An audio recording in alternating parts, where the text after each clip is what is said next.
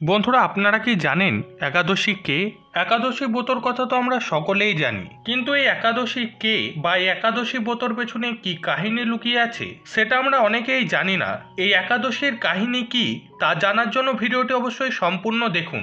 নমস্কার বন্ধুরা, আরেকটা নতুন ভিডিওতে আপনাদের সবাইকে স্বাগত। বন্ধুরা, ভিডিও শুরু করার আগে আপনাদের কাছে অনুরোধ, আপনারা যারা এই চ্যানেলে নতুন এসেছেন তারা অবশ্যই চ্যানেলটিকে সাবস্ক্রাইব করে পাশে থাকা বেল আইকনটিকে অলে সেট করে দিন এরকম নিত্য নতুন ভিডিও প্রতিদিন দেখার জন্য। আর ভিডিওটি দেখে যদি ভালো লাগে তাহলে ভিডিওটিকে অবশ্যই একটি লাইক করে নিজের আপনজনদের সাথে শেয়ার করতে ভুলবেন না, যাতে তারাও ভিডিওটি দেখে উপকৃত হতে পারে।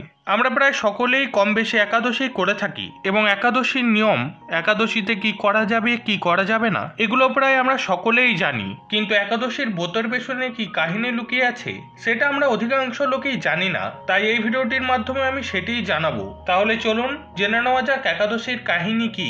একাদশীর কাহিনীটি হলো সত্যযুগের কাহিনী। সত্যযুগে এক সময় মুন নামের এক আশ্চর্যজনক ভয়ঙ্কর রাক্ষস ছিল। সর্বদা অত্যন্ত ক্রুদ্ধ হয়ে সে সমস্ত দেবদেবীদের ভীত এবং সন্ত্রস্ত করত। এমনকি দেবরাজ ইন্দ্র, সূর্যদেব, 8টি বসু, ভগবান ব্রহ্মা, বায়ুদেব এবং অগ্নিদেবকেও পরাজিত করেছিল। তার ভয়ঙ্কর শক্তি দিয়ে সে তাদের সকলকে তার অধীনে নিয়ে আসে। তারপর দেবতারা ভগবান বিষ্ণুর কাছে গিয়ে তার জন্য সাহায্য প্রার্থনা করেন। ইন্দ্রের প্রার্থনা ও অনুরোধ শুনে ভগবান বিষ্ণু অত্যন্ত ক্রুদ্ধ হয়ে বলেন, হে শক্তিশালী দেবতারা, তোমরা সকলে মিলে এখন মোরের রাজধানী চন্দ্রাবতীর দিকে অগ্রসর হও।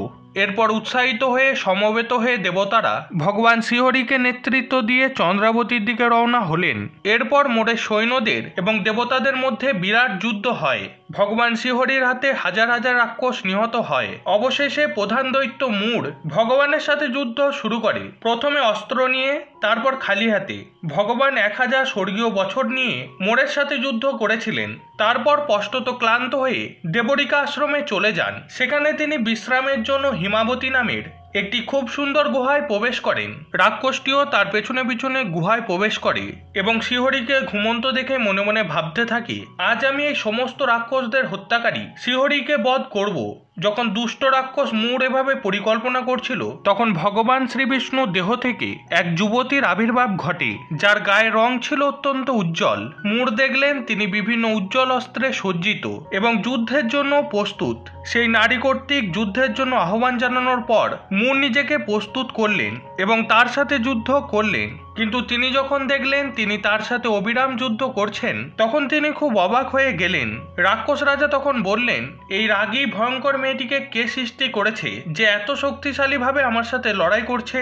ঠিক যেন আমার উপর বজ্রপাত পড়ছে। এই কথা বলার পর সে রাক্ষস মেয়েটির সাথে যুদ্ধ করতে থাকে। হঠাৎ সেই তেজস্বী দেবী মুরের সমস্ত অস্ত্র ভেঙে দিলেন এবং এক নিমেষে তাকে তার রথ থেকে ছিনিয়ে নিলেন। সে খালি হাতে আক্রমণ করার জন্য তার দিকে ছুটে গেল, কিন্তু যখন সে তাকে তার দিকে আসতে দেখল, তখন সে ক্রোধে তার মাথা কেটে ফেলল। এইভাবে রাক্ষসটি তৎক্ষণাৎ মাটিতে পড়ে গেল এবং যমরাজের আবাসে চলে গেল। তারপর পরমেশ্বর শ্রীহরি জেগে উঠলেন এবং দেখলেন মৃত রাক্ষসটি তার সামনে এবং কন্যাটি তাকে হাত জোর করে প্রণাম করছে। ভগবান মেয়েটির উপর সন্তুষ্ট হয়ে তাকে একটি বর দেওয়ার প্রস্তাব দিলেন। মেয়েটি বলল, হে প্রভু, যদি আপনি আমার প্রতি সন্তুষ্ট হয়ে থাকেন এবং আমাকে বর দিতে চান, তাহলে আমাকে এই দিনে উপবাসকারী ব্যক্তিকে সব পাপ থেকে মুক্তি দেওয়ার শক্তি দিন। আমি কামনা করি যে উপবাসকারীর এই পুণ্যের অর্ধেক লাভ সে পাবে যে ব্যক্তি কেবল দুপুরে খাবে। এছাড়াও যে ব্যক্তি আমার আবির্ভাবের দিনে সংযত ইন্দ্রিয় সহকারে কঠোর সম্পূর্ণ উপবাস করবে, সেই পৃথিবীতে সকল ধরনের আনন্দ উপভোগ করার পর 1 কোটি কল্পের জন্য ভগবান বিষ্ণুর ধামে যাবে। হে প্রভু, আমি আপনার করুণার দ্বারা এই বর অর্জন করতে চাই। হে প্রভু, যে ব্যক্তি সম্পূর্ণ উপবাস পালন করে, কেবল সন্ধ্যায় খায় বা কেবল দুপুরে খায়, দয়া করে তাকে ধর্মীয় মনোভাব, সম্পদ এবং অবশেষে মুক্তিদান করুন। পরমেশ্বর ভগবান বললেন, হে পরম ধার্মিক নারী, তুমি যা প্রার্থনা করেছো তা আমি স্বীকার করছি।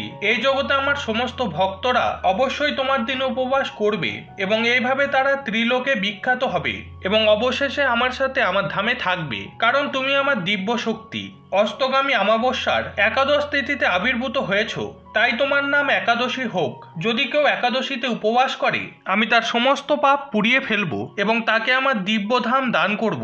ব্রহ্ম বৈবর্ত পুরাণে বলা হয়েছে যে ব্যক্তি একাদশীর দিনে উপবাস করে, সে সকল ধরনের পাপ কর্মের প্রতিক্রিয়া থেকে মুক্ত হয় এবং পুণ্যময় জীবনে অগ্রসর হয়।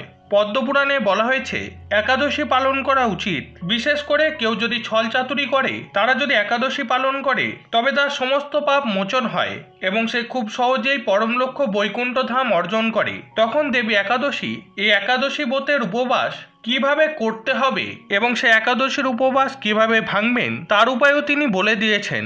আমি আপনাদের বলে দিচ্ছি একাদশী উপবাস কিভাবে ভাঙা হয়। একাদশীর উপবাস পরের দিন সূর্যোদয়ের পর ভাঙতে হয়।